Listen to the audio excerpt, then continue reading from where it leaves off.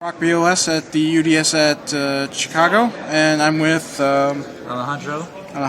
And what place did you get? I took 5th after Swiss and 5th in top cut, so top 8, and I finished 5th overall.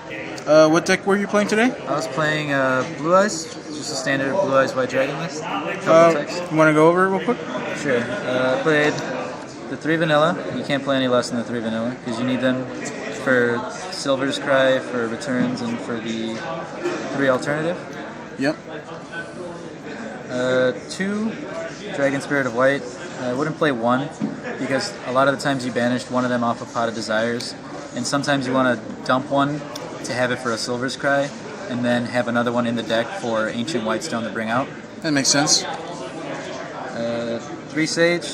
It's probably the best level 1 tuner in the deck. Searches Veiler, which is relevant sometimes, but the most important part is that it plays into cards of consonance if you have one and you want to make it live. It also comes up a lot with this card, where if you want to bait out a back row, you can normal summon, say, one of the stones, target it, special this out, and then target a back row, and then it clears a way for you to make alternative. And I played 3 Whitestone of the Ancients. It's really good today. Sometimes when you set it, people don't actually want to attack over it, and then next turn you're able to make your alternative live if they didn't attack over it. So you just special alternative flip this, make the Blue Eye Spirit Dragon. A lot of the times I had this in my hand, I didn't actually want to use cards of consonance on it, or I didn't want to pitch it off of Melody because I wanted to actually synchro with it. Oh.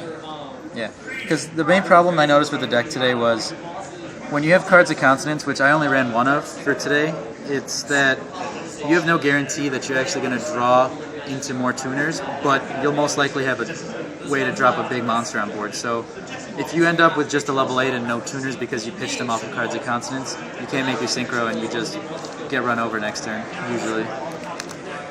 The 1 Whitestone of Legend, you have to play the Whitestone of Legend, because this one is the one that you want to pitch off cards of consonance. That's the one you want to pitch off of Twin Twister, whatever you want to pitch it off of. This is the card you want to hit the grave. That's the main reason you play the Dragon Shrine, to get the vanilla to your hand to make the alternative life.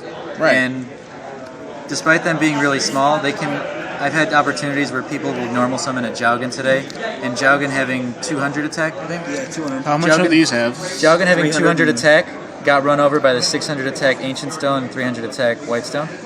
So if people were careless with the Jowgen, thinking that it was like an auto win, you could just run over it with a stone. For the hand traps, I played 2 Mag C. Main decks? Main deck pretty standard. Yeah, now that it's cut to 2, I don't want to find space for it in the side, and a lot of people have been wanting to go first, so... Did you play a lot of pendulum decks today? Because I know usually, like, when I play pendulums or against pendulums, if they set the scale and you max C, they'll just won't go for the pendulum summon. Yeah, the thing I noticed about the pendulum decks now is that they make a lot less swingy turns, so it's not like Performapal Pendulum where they would summon Luster and then continue to go into Dynast, or do the whole loop through Dynastor, Magister, and Ignister. But nowadays, the goal is to just try and get the Kirin on the board, or to try and make, if you're playing Metal Foe, to try and make Crystal Wing off of the Ultimaya. Right. So this is really good against Pendulum. I played against 3. The only thing that sucks is when you play against the Metal Foe Pendulum deck, is that if they summon... If you max C them in the standby, they're not going to summon their Gofu, so you're just going to waste it. And if they do summon the Gofu, then you get it off the tokens, but they still have the tokens. Yeah. So that kind of sucks. But it prevents them from going off even harder. Right. The 1 Veiler, I sided this out a couple of times. Veiler I don't think is that great this format, that's why I chose to run 1. The main reason I run this in the main deck is because you can search it off of Sage. So if you're playing against like Demise or Fire King Cosmo, you can Veiler the Tin Can in the main phase before they enter end phase. Right. It also helps in the mirror if you're going second and you open it and they happen to play a Cards of Consonance Reliant build, so if they're playing like 3 with the Master and they summon the Sage to try and get one to their hand, if you Veiler it, it really causes their hand to clutter and they just can't do anything. Or it doesn't cause it to clutter, it causes them to not be able to fix a brick hand. Oh. For the spells, 3 Melody, pretty standard. It came up a lot where I wanted to add 2 vanillas or add 2 alternatives. to set myself up for the next turn. Also, if would you have like would you add vanillas? What circumstances would you want to add to vanilla Blue Eyes? Do you already have an alternative in hand, or you have so one if I already have an alternative, or if I have a way to get an alternative back from my graveyard, sometimes I want to add the vanillas to my hand to prevent myself from drawing them next turn, because there's no once per turn restriction on Melody. So I also like to grab 2 alternative if I had 2 vanillas in hand, or if I had 1. If I knew I wasn't going to lose the vanilla out of my hand, I would just grab 2 alternatives. That way I have 1 for this turn and 1 for the next turn. But only if I knew I wasn't going to pitch the vanilla. Right. But most of the time, you just add... You either add this to... You can also add 2. So you add the alternative in the vanilla, you special, and then you just trade in the vanilla. Right. That's standard play. Yeah. 3 trade in, of course. Draw cards, fill up the grave. 3 return. This is probably one of the best cards in the deck and is responsible for a lot of the sacky kills that you get. Yeah. Going second. It's really important. Yeah, it's really important that it's not once per turn. You can target any of your 3 monsters, including alternative, as long as it was properly summoned. It's really good with Silver's Cry if somebody tries to DD Crow you. So if you expect them to have some type of hand trap, you target the monster you want. They discard DD Crow or Cycle Raider to attempt to banish it, and you chain the Silver's Cry to make sure it resolves. And even if this fizzles, even if that card fizzles, the good thing about it is that while it's in the grave, you can always banish it to protect the dragon later on. Yeah.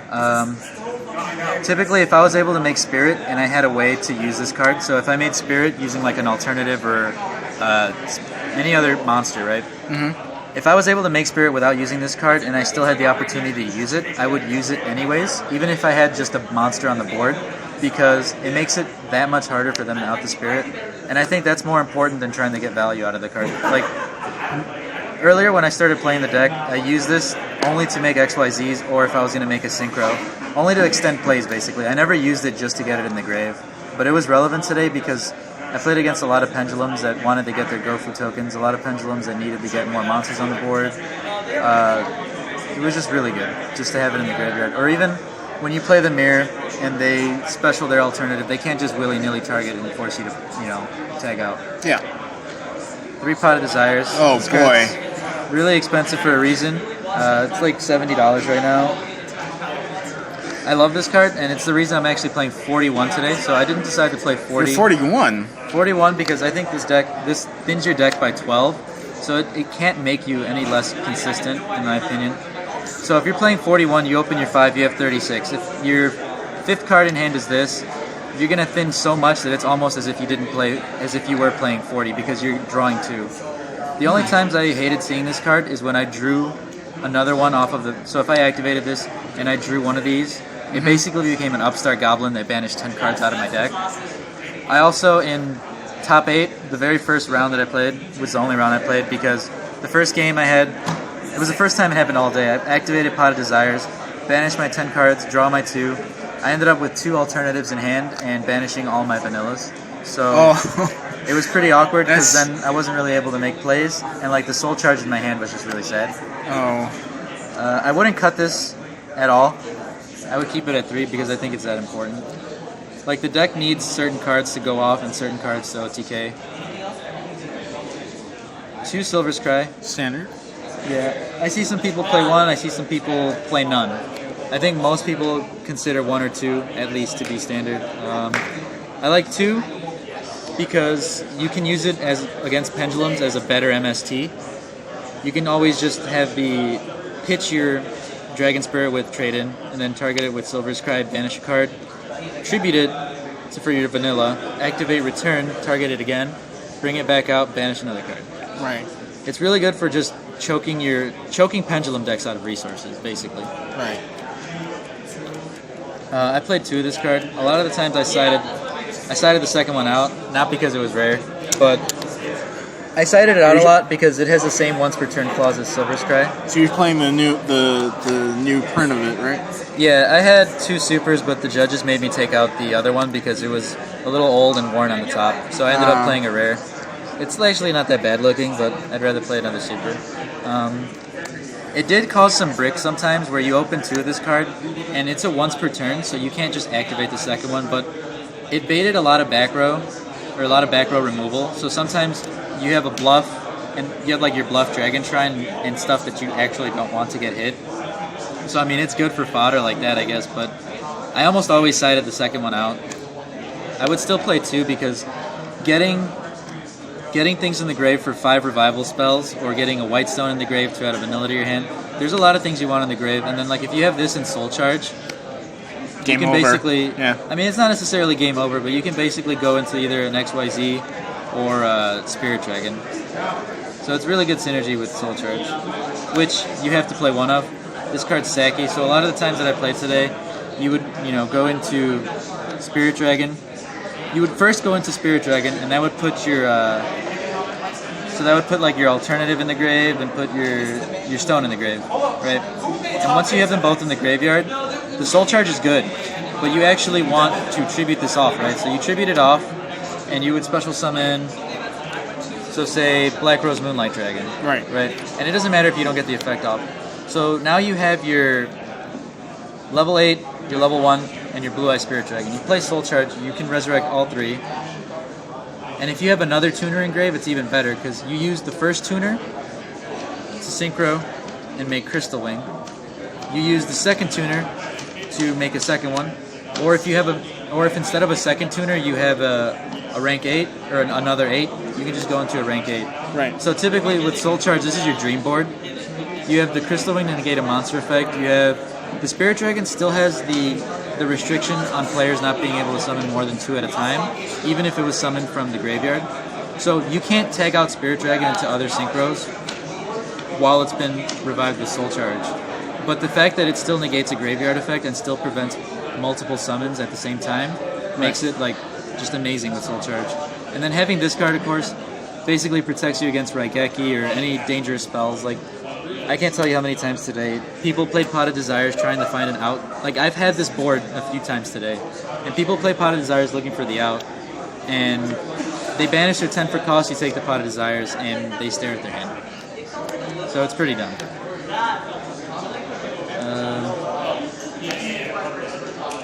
Played the 1 Twin Twister.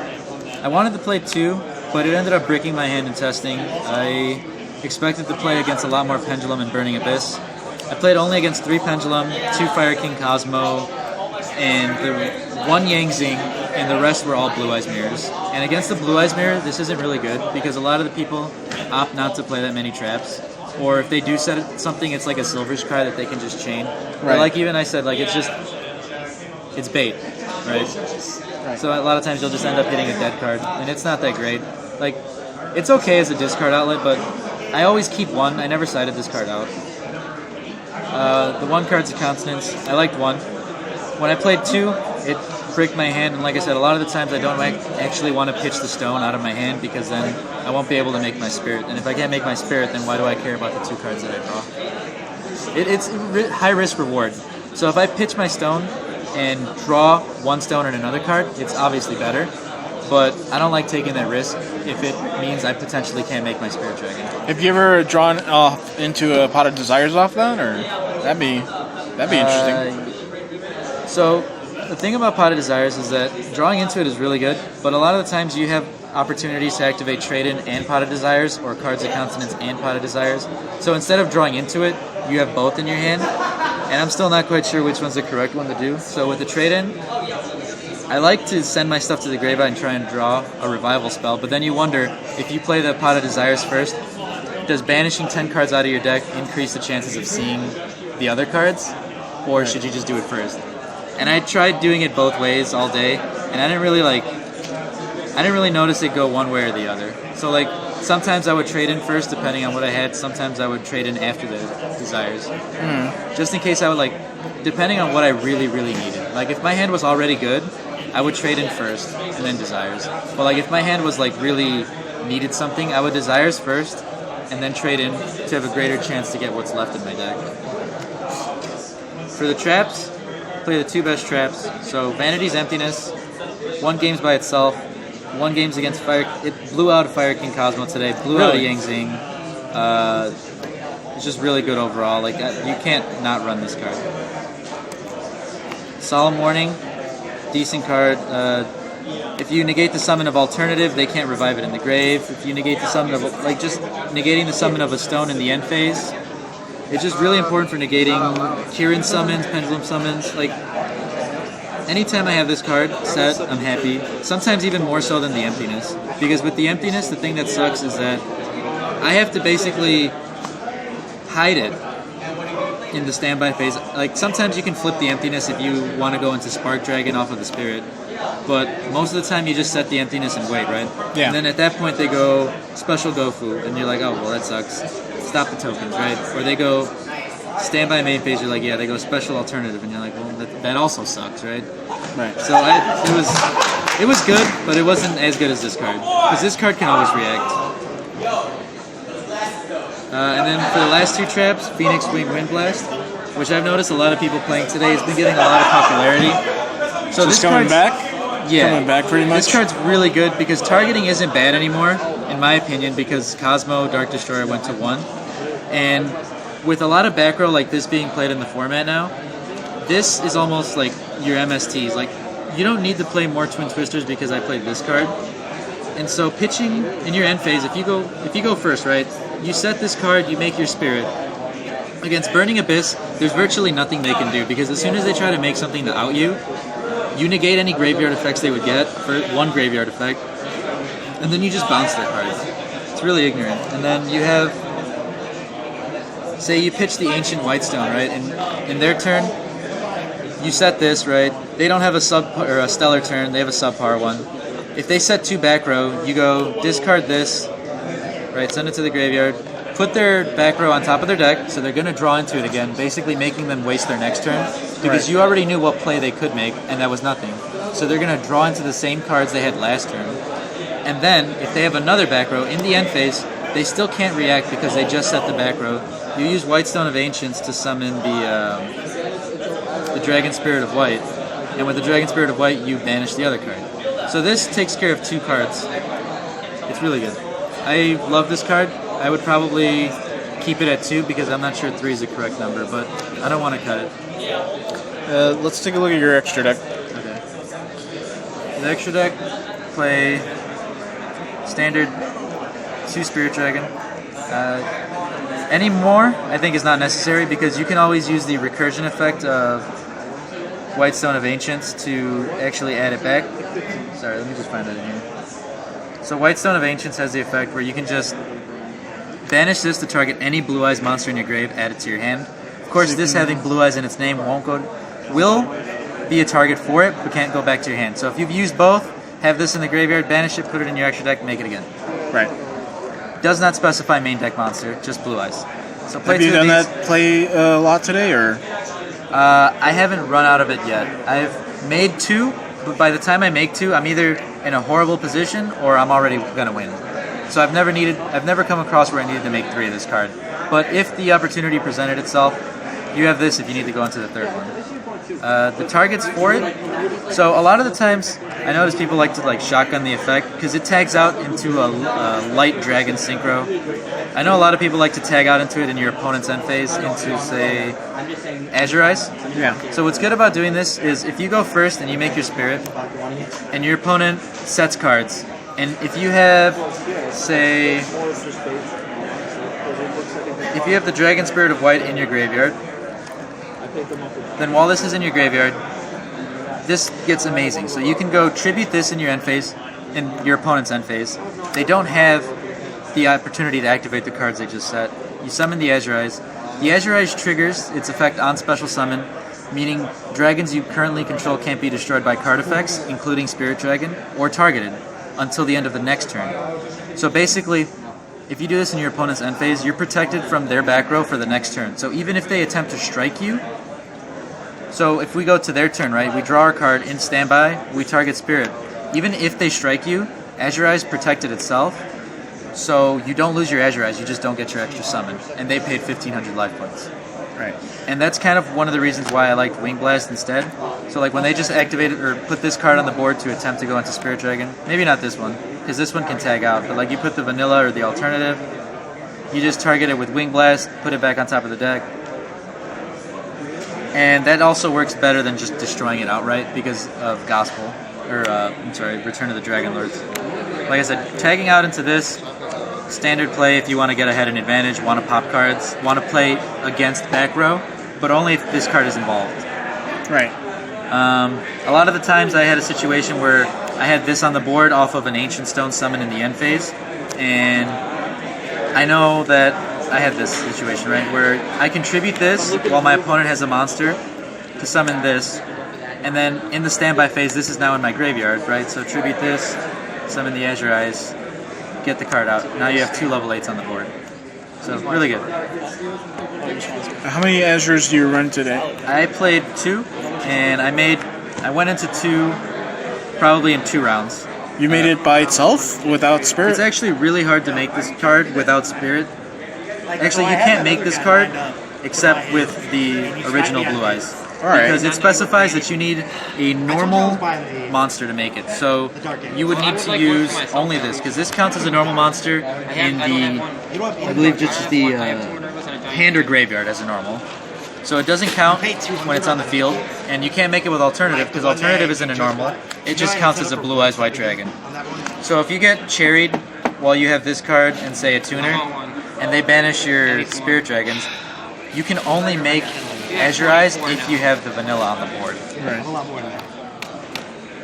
But like I said, I played the 2 because I think 2 is important, because sometimes you want to get ahead, and you in a grind game, the 2 will come up. Right. The other targets that I played for Spirit Dragon were Black Rose Moonlight and Stardust Spark Dragon.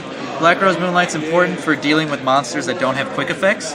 And Black Rose Moonlight into Spirit actually has a really cool interaction where if there are 2 Spirit Dragons on the board, the person that tags out into Azure Eyes will lose to the person that tags out into Black Rose Moonlight.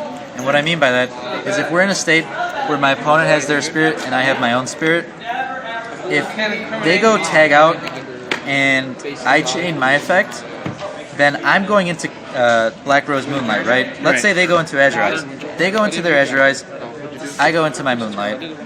Now, what happens here is, as turn player, I would be. This is a mandatory effect, and this is also mandatory. So, as turn player, for me, this would be 1, this would be 2, and it would target for cost. Mm-hmm. As they're being, if they're turn player, their chain link 1, chain link 2 is me. Either way, this card will always target this card, regardless of whether or not it activates its effect after or before. Oh. So they automatically lose. So if you have 2 Spirit Dragons on the board, the person that tries to tag out for Azure Eyes will lose if the other person chains to tag out into Moonlight at the same time. They will lose their Azure Eyes, it'll get bounced, and then this will probably die in the end phase. But the point is, when there's 2 Spirit Dragons on the board, you basically have to play it by ear to see what you can do, or if you can prevent their Spirit from... It's hard to advance your game state when you're facing Spirit against Spirit. Right. You have to bait theirs out, because if you just try to use yours into theirs, like I said, you contribute into your Azure Eyes or whatever, and he'll just bounce it. Did you end up making Stardust Spark Dragon today, or...? So Spark Dragon's in here for 2 reasons. The main reason is because it's a level 8 that occasionally you need to make a rank 8 to deal with the situation. So during your turn you tag this out, which, you used an 8 to make it, of course, but now you're able to summon a second alternative because it's a new turn, right? Right. So you can only summon alternative once per turn from your hand, so you use it to make this. Next turn, you basically turn your alternative from last turn back into a level 8, and you special your new one. Right. And you just overlay and you make a rank 8. Yeah. But the good play to do with this is if you open Emptiness in a way to make Spirit Dragon, you set your Emptiness, you make the Spirit Dragon, and then in the end phase, you tag out your Spirit Dragon for Stardust Spark. Spark can protect itself from being destroyed once per turn. So to protect itself from Blue Eye Spirit Dragon's effect, you target itself in the end phase. So the turn passes over, Spark will be protected by itself from not being destroyed by Spirit. And in your opponent's standby, you flip the Emptiness, and you just wait. And then if your opponent tries to out the Emptiness, you target it with Spark. And if they try to out the Spark, you target itself. Right. So that's the other cool interaction with the card. I didn't play any other targets for Spirit Dragon. I think this was sufficient enough. I saw people play Ancient Fairy Dragon to make Crystal Wing. So what they would do with the Ancient Fairy Dragon is they tag out into the Ancient Fairy and then normal summon another tuner that turn, or special summon. Right. And it's okay, but it cuts you out of your battle phase, which I don't like.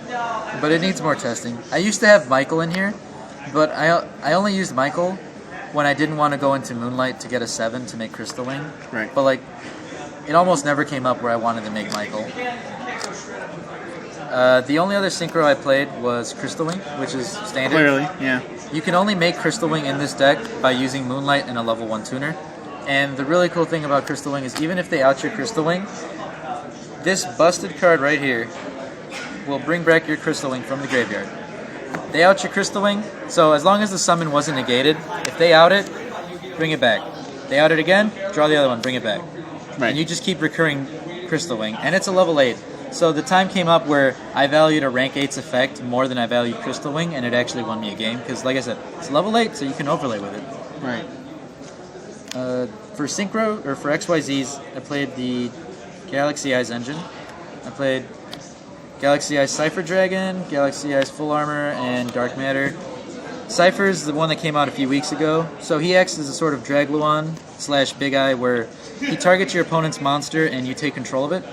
And its name becomes Galaxy Eyes Cypher Dragon. But for the rest of this turn, only Galaxy Eyes Cypher Dragon, this specific one, can attack your opponent directly. So you don't run the other rank 8 Galaxy Eyes? I don't run Tachyon and I don't run Prime because I found that in more situations I valued this card than them because the effect to steal a card was extremely relevant.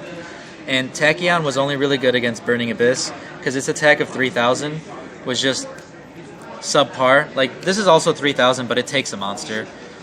And Prime being 4,000 is okay, but the reason I didn't play Prime is because its own effect doesn't come up that much at all. Oh. So I valued this more over, but I've thought about playing both the Prime and the Cypher Dragon, because everybody played Prime before Cypher Dragon was released. I thought about playing the Prime so that I could have a situation where I could just go into Photon Dragon the Papa card, and then, say, use my Prime later to go into Dark Matter, or use the Dark Matter to set up my graveyard, and then later on, I can save the Cypher if I need to use it, and save the Full Armor. Right. So that might be something I'll do in the future. Played two rank 8 targets. And then, this is useful because it just pops face-up cards, it detaches materials. A lot of time it's important to, make the Cypher, detach your 8, make this, pop a card, detach another 8, make this, send cards, detach. You see how you're just detaching random stuff? And then you can go Soul Charge for all the stuff you detach. So this line of play will have you detach at each phase. So that even if you commit your 8s to the board, you basically put them in the grave to revive them again. Right. Another standard card is Hope Harbinger. Card's really good against Pendulum. Once you exhaust them of resources with Twin Twister, Spirit Dragon, or whatnot, they basically can't play because the very first spell they activate, you're just going to take it. Against Cosmotown, they try to activate Cosmotown effect, you attach it, do not destroy it. Just really good for spells in general. I made Harbinger to protect the Vanity's Emptiness. If you do that, almost no. There's very hard for your opponent to try and out Vanity's Emptiness if you just swallow their Twin Twister. Right. Also ran Dragluon.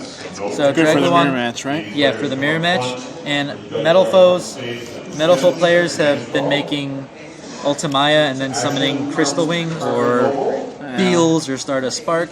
So as long as this is your only rank 8 on the board, or your only monster, you can take their Spark, take their Beals, not even have to worry about it, and then overlay with it if you want. Or this helps OTK, where if you overlay with this, right, and you have a revival spell, you make this with alternative and say something else. You detach to special a vanilla from your hand or a spirit, and then you activate your revival spell to get the material back on the board, and then that'll put 85 to 9,000 damage on the board. Or you can sit on this in defense mode, right? Detach the material, and your opponent's not allowed to activate dragon effects for the rest of their next turn, until the end of their next turn. Right. So if they special alternative, they can't attempt to pop it. If they, for whatever reason, summon spirit and want to decide they want to try and out this on your turn, they can. The only relevant thing that I do want to say is that not only relevant, one of the important things is that it doesn't negate grave effects. So if they're able to get their stones in their grave stone effects will still go off because it only affects dragons on the board. Right.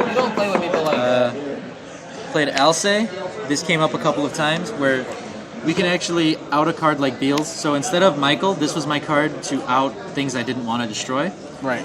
It also has 3,200 defense, so it's hard for them to just rush over this, right? Right. And you can a lot of times make your opponent's next draw dead in the same way you can do with Twin Twisters, where if you know they don't really have much, and you know the card that they have, right? So like let's say they set a monster and you know that monster's not helping them, put it on top of their deck.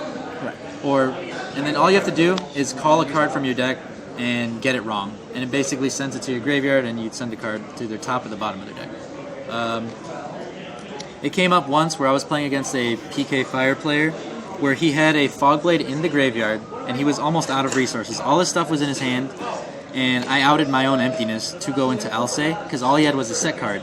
Right. So the way I wanted to out it was I had Alcé and another level 8, and I didn't want to attack into the monster because I knew he still had his Seer, and I didn't know if he set it. So obviously if he set his Seer, when it goes to the graveyard, he's just going to special something else and block my attack. And if it was a Phantom Knight, when it hits the graveyard, he can use Fogblade to summon it out and block my attack also. So I just summoned Alcé, targeted his card, put it on top of his deck, don't worry about it, and then attack for game. It was a good way to prevent a card from going to the graveyard. Pretty good. Played Lancelot. Really important. It's a really good card today. Really important because it has a negation. The only thing that sucks is that it's mandatory. So do everything you need to do. Banish your stones, activate your melodies, set your cards, do what you have to do. And then enter battle or pass your turn with Lancelot having materials, because he negates the very first effect that happens. So if your opponent is in a top deck stage, you make Lancelot, and they basically can't activate their first card because you're just going to negate it. But then, obviously, when it comes back to your turn, you either activate nothing, or you have to bait out your own Lancelot. Have you had any problems keeping it on the board, or...? So, no, because usually Lancelot's like a finisher or deals with something pesky. So I had a situation where my opponent actually had... The board state was where my opponent actually had a Crystal Wing, and this was my board, and he had a return in the graveyard. So the way I dealt with this was I hadn't shown that I was actually playing the Lancelot yet. This was actually a vanilla, so that doesn't make it confusing. So the board was like this, right? I hadn't shown that I run Lancelot yet, as a sort of surprise thing, right? So he's staring down this board. I've used up all the summons I could possibly make that turn. Right. And I go... Alternative, target the Crystal Wing. And rather than use a Crystal Wing effect, so if he uses the Crystal Wing effect to that situation, then he destroys my alternative, sure. This gains the attack, so this becomes 6,000, but then I make Dragluon take it, hit him for 9,000, right? Right. He knew that, so when I targeted it with this, he simply banished the return. So now I'm sitting in this position where I've used my alternative. How do I out this card, right? I can't just... I had already used the Dark Matter and the Full Armor combo, so I couldn't just make those to attack over it. Right. So the only other card I had to get over with it was something that had an effect. But since he negates a monster effect, I went into Lancelot, and he actually had to read the card because Lancelot's got a really cool effect where he can attack directly. If he successfully attacks directly, you can target a face-up monster your opponent controls and destroy it. And because your opponent can negate because you target the Crystal Wing with the Lancelot effect, of course they're going to respond with it. So I attacked him directly. I did it with this one, sorry. Because otherwise this, I need this one to attack. That's better representation. But attack him directly, and afterwards activate the effect. So Lancelot doesn't negate his own effect. That's important. Otherwise this card would be garbage and I would never run it. But after you did the 2,000 damage, I target his Crystal Wing. He activates to negate Lancelot, and Lancelot mandatorily activates to negate Crystal Wing. That's so pretty awesome. It went through the return, and it went through that, and then we still attack for the 3,000. That's really awesome. Yeah. So it's a really cool card that helps you get over Crystal Wing killer. pesky board situations like that. And then the last card I played on the extra deck was Heliopolis, which I didn't go into today, but a lot of people are running it now. It's really cool because all you do for the effect is the cost for the effect is you just dump your hand. You detach one, and you can tribute monsters from your hand or your field. So if I've got a hand of 5 monsters, all I have to do is I go detach, and my opponent doesn't know how many cards I'm going to pop, and it doesn't target either. So my opponent has to decide whether or not I have 5 monsters in my hand to tribute and destroy his cards with. So a lot of times against pendulums, you can use this to choke their resources out. So they have 3 set cards and 2 scales. You go detach, and your opponent has to decide then and there if they want to respond, whether or not I'm popping 1 card or I'm tributing my entire hand to pop 5 cards. And like I said, doesn't even target. So it'll come up very rarely, but today it didn't matter. So that was the extra deck. Let me see your side. Okay. Keep the side secret. The side I played 2 Ogre. Cards good against Pendulum. That's the main thing it was in there for. Specifically Metal Foe. So they get free cards by popping their own cards. So if they had Gofu, I typically would save this. Not for the Gofu, but because they're going to get free. I would save it for the scale. So they make the scale, they target their token, discard Ghost Ogre, pop the token. They don't get pop the Metal Foe. No. Then they don't get the search. Because the scales don't actually get to resolve because they were destroyed. So that's what that was there for. All right. 2 Cycle Readers for the mirror. Yeah. I sided this usually going second. I would side 1 going first. It came up to stop a soul charge from being ridiculous. Even